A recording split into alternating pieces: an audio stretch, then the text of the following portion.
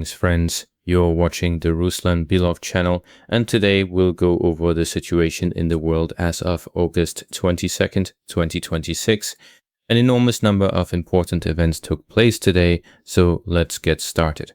Let's begin with the most important news from the Dobropillia sector, where Russian forces are showing an excellent pace of advance. South of the city of Dobropillia, Russian forces have taken control of several settlements over the past few days, and Western OSINT analysts now acknowledge that Dobropillia may have only a couple of weeks left before it fully falls under Russian army control. There's more than enough basis for this. First, the Belosovsky road leading into Dobropillia has essentially been brought under fire control, with Russian forces actually located not far from it. Second, the city is being squeezed from the south as well. Vodian, Matvivka and Chernihivka are already under Russian control, leaving only a small settlement, also called Dobropillia, still to be taken, meaning the city's southern flank can be considered lost to the Ukrainian side. From the east, Russian forces have already entered the city and are fighting on all sectors, north, center and the southern part of the city. In the central part of the city, according to the latest data from OSINT sources, Russian infantry has managed to reach the high-rise district and engage in fighting there. There's no new information on that at the moment, but Russian infantry has densely infiltrated the city from several directions and continues clearing operations. It's worth noting that this kind of dense, multi-directional infiltration is typically what precedes a collapse of organized defense in an urban environment. Once infantry groups establish themselves inside several districts simultaneously, coordinating a coherent counter-response becomes far harder for the defending side. Dobropillia isn't as significant a settlement as Druzhkivka or Kramatorsk, but it's still diverting Russian forces from advancing toward the border of the Donetsk region. The settlement simply can't be bypassed and must be taken. Today, Russian soldiers jokingly flew a Russian flag over the city, symbolically hinting that the city will soon be under Russian army control. Curiously, the Ukrainian side also isn't releasing footage of the fighting for the settlement. There's no footage from either side at all, only footage of FAB glide bomb strikes on high-rises where Ukrainian FPV drone operators have entrenched themselves. It's now critically important to suppress these strong points so they inflict as little harm as possible on Russian infantry. Additional information is also coming in from Druzhkivka. In the first briefing, I spoke in detail about this city. The Russian side provided some very interesting panoramic footage of the city, showing how the city lives, what processes are taking place inside it, and what it actually looks like, since seeing buildings on a map and seeing them for real through a camera makes an enormous difference. The city is visibly massive and will require significant forces. Without a serious approach in modern warfare, taking a city like this would be a colossal undertaking for any army. The city will have to be taken by infantry specifically. Aviation and FPV operators will of course assist, but the hardest burden will fall on the infantry. Today there's news that the Russian army is carrying out around 1,200 strikes per day on this city alone. That works out to roughly 50 drones an hour, meaning almost one drone strike every minute against the Ukrainian side. This kind of sustained drone tempo is meant to grind down not just fortified positions, but also the logistics and rotation of personnel needed to hold them, which over time erodes a defending force's ability to resupply and relieve exhausted units. So the Russian army has amassed truly massive FPV operator forces here. Without such a serious approach, taking a fortified city like this could take years, and if Ukrainian forces didn't have manpower problems, that's likely exactly what would have happened. But now Ukrainian forces are struggling with infantry numbers, and defending a city this large requires very large formations, tens of thousands of soldiers at minimum. The Russian side has a small tactical advantage here. The city depends heavily on its bridges, essentially surrounded by the river, which significantly eases the task for Russian forces of clearing the city and, most importantly, cutting off its logistics via those bridges. Curiously, we haven't yet seen strikes on the bridges. That may simply be premature. The Russian army is most likely waiting for the moment it manages to enter the city, and only then will it strike the bridges to deprive Ukraine of logistics exactly when it needs them most. There's certainly a strong logic to that. It would force the Ukrainian side to scramble to solve enormous problems in an emergency mode. I still expect that by September we'll see Russian forces entering the settlement itself, and the fighting there will be fierce. I'm genuinely curious how the Ukrainian side will perform in defending such a large city. Because after this city, there are two more cities even bigger than Druzhkivka, and the Ukrainian army will need to prepare large forces to defend those as well, forces that are now significantly smaller than what Ukraine had back in 2022-2023. Overall, it can be said that the first notes of concern among Ukrainian experts regarding the fate of this settlement are already present, and from here everything will depend on how the Russian assault infantry performs. Incidentally, the North Korean troops set to replace Russian personnel in the northern sectors of the front will do the Russian side a major favor. It means tens of thousands of Russian army soldiers could be redirected to the assault on the city. That's most likely exactly why this arrangement was reached. Additional reinforcements, especially large ones, certainly won't hurt the Russian side, while Russian leadership doesn't want to announce any mobilization.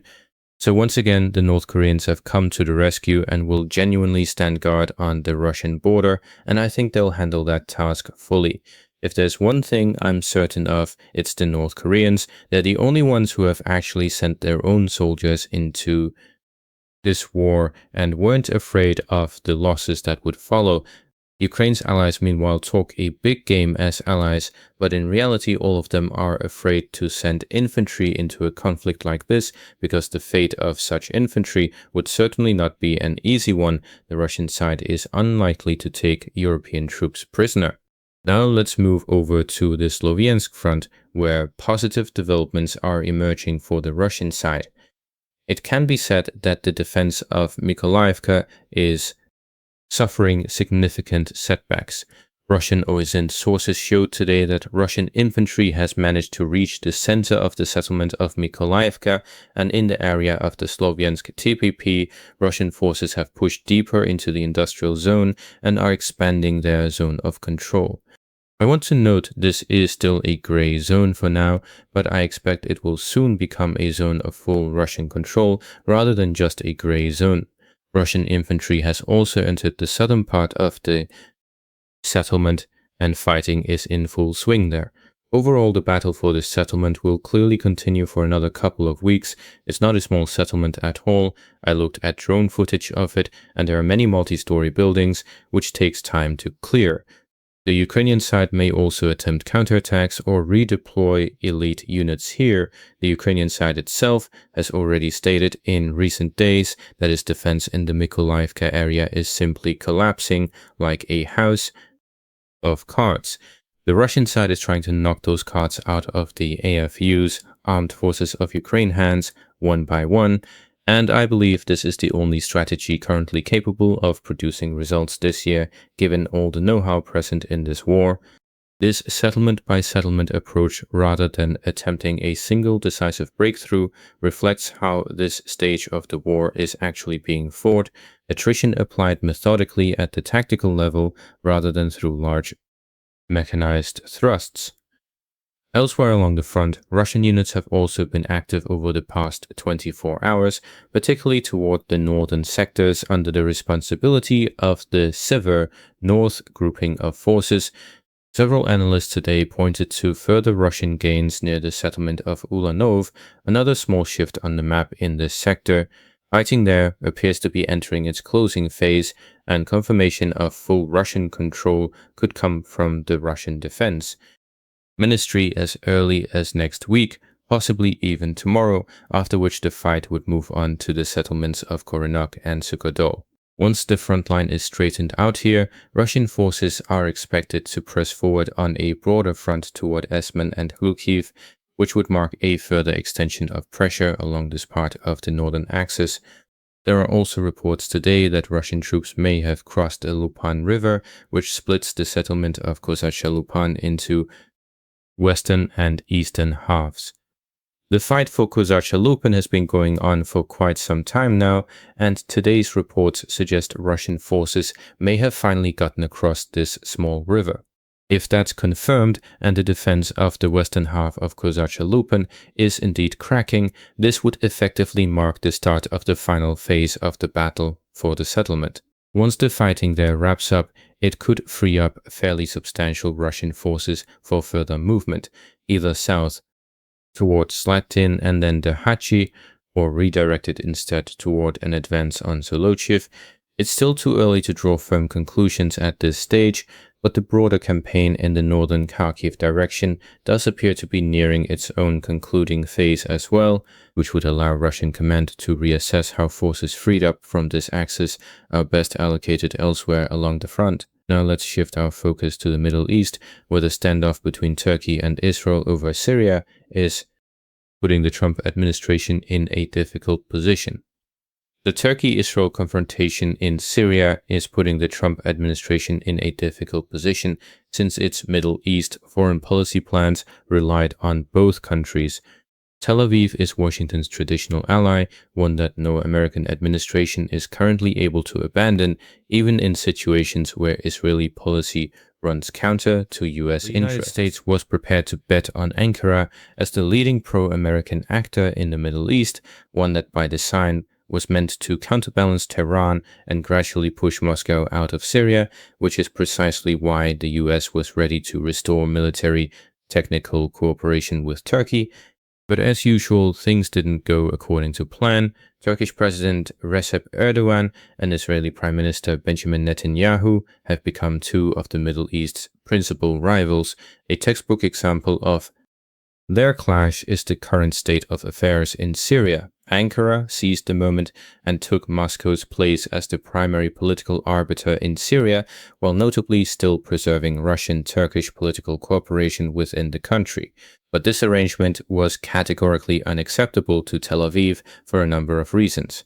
First, the Bashar al-Assad government, weakened after years of civil war, suited Israel just fine, even though Damascus's continued ties to Tehran remained a concern. Israeli leadership also had no objection to Russian political influence in Syria. Russian-Israeli relations are, in fact, a unique case study in how compromises can be found even amid substantial interstate disagreements. After Assad's fall in December 2024, a new reality took shape for Israel. A pro-Turkish regime began forming in Damascus, and Ankara announced plans to rearm it and turn the Syrian army into a genuine fighting force. On top of that, Tel Aviv has been especially alarmed by Turkish attempts to deploy air defense systems in Syria that could constrain the operations of the Israeli Air Force. From Israel's perspective, an air defense network built and maintained by Turkey would directly limit the freedom of action its air force has relied on for years to strike targets across Syrian territory, which explains why this issue in particular has become such a sensitive flashpoint. In the end, without any consultation with its American ally, Israel decided to act and carried out airstrikes on Syrian military facilities where Turkish forces had planned to be stationed. Such actions are unlikely to convince Ankara to abandon its Syrian ally, meaning the potential for conflict in Turkish-Israeli relations will only continue to grow, creating additional headaches for the United States in the Middle East. And that's all for today, dear friends. Thank you for watching, subscribe to the channel, hit the like button, all the best to you.